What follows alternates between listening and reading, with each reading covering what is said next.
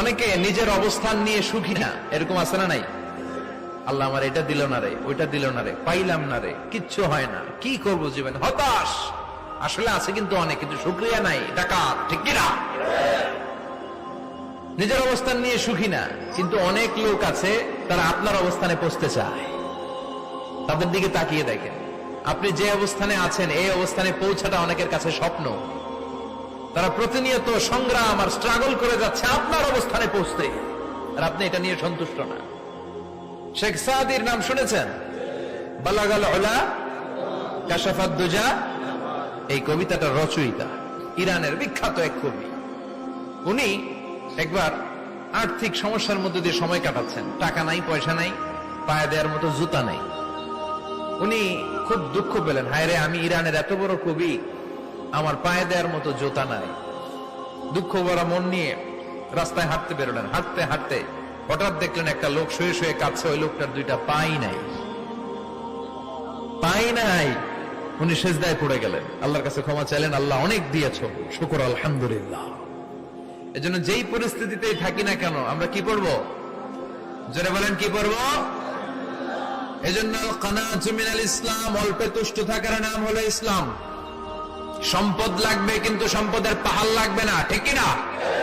অল্প খান, অল্প পড়েন, অল্প জামান, অল্পের ভেতরে বরকত ঢুকায়া দিছে কে?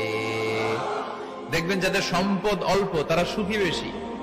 জরিপে এটা দেখা গিয়েছে, অনেক সার্ভেতে এটা এসেছে, যারা সম্পদশালী এরা দুঃখী বেশি, এদের দুঃখ বেশি, টেনশন বেশি। খুব স্বাভাবিক, টাকা যার বেশি রোগ তার বেশি, টাকা যার বেশি টেনশন তার বেশি, টাকা যার বেশি ঘরে শান্তি তার কম। আছে না নাই? ঘরের ভেতরে অশান্তি, ছেলে কথা শোনে না, ছেলে টানে গাঞ্জা, মেয়ে করে পরকিয়া। আছে না নাই? স্ত্রী কথা শোনে না, ভালোবাসা নাই, ঘরটা জাহান্নামের টুকরা।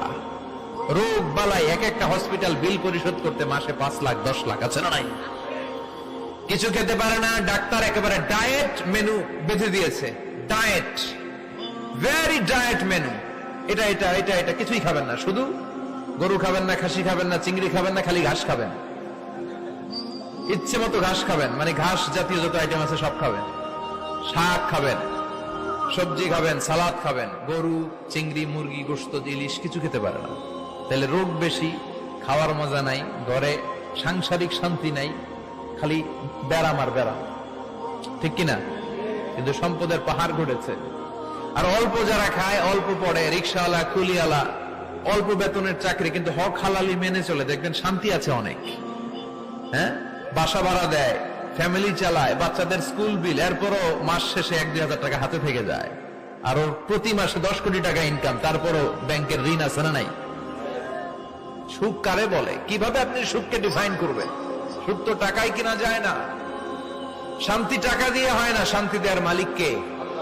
শান্তি আছে অল্প খেয়ে শুকর করার মধ্যে, শান্তি আছে আলহামদুলিল্লাহর মধ্যে। চিল্লায় বলেন, ঠিক কিনা? এজন্য অল্প খাবো, অল্প পড়বো, অল্প জামাবো, অল্পের ভেতরে বরকত দিয়েছে কে? দেখেন, ধনী ভাইরা খেতে পারে না, কিন্তু রিক্সাওয়ালার কি সমস্যা হয়? রিক্সাওয়ালারা সব খেতে পারে। কুলিওয়ালা, দিন মজুর, এরা একেবারে স্লিম, সুঠাম দেহি, মেদহীন পেট, পেটে কোনো মেদ নাই, ভুড়ি নাই। আর কোটিপতিদের মেদ আসারা নাই, এত বড় বড় পেট, ঠিক কিনা? আমাদেরও পেট আছে, তবে হালাল পেট, এটা হারাম টাকা দিয়ে এই ভুড়ি বানাই নাই আমরা। ছেলে বলেন, ঠিক কিনা? রিক্সাওয়ালা, কুলিওয়ালা নিজেও নামাজ পড়ে, বউ নামাজ পড়ে, বাচ্চাটাও নামাজ পড়ে, রিক্সা চালায় আর জিকির করে লা ইলাহা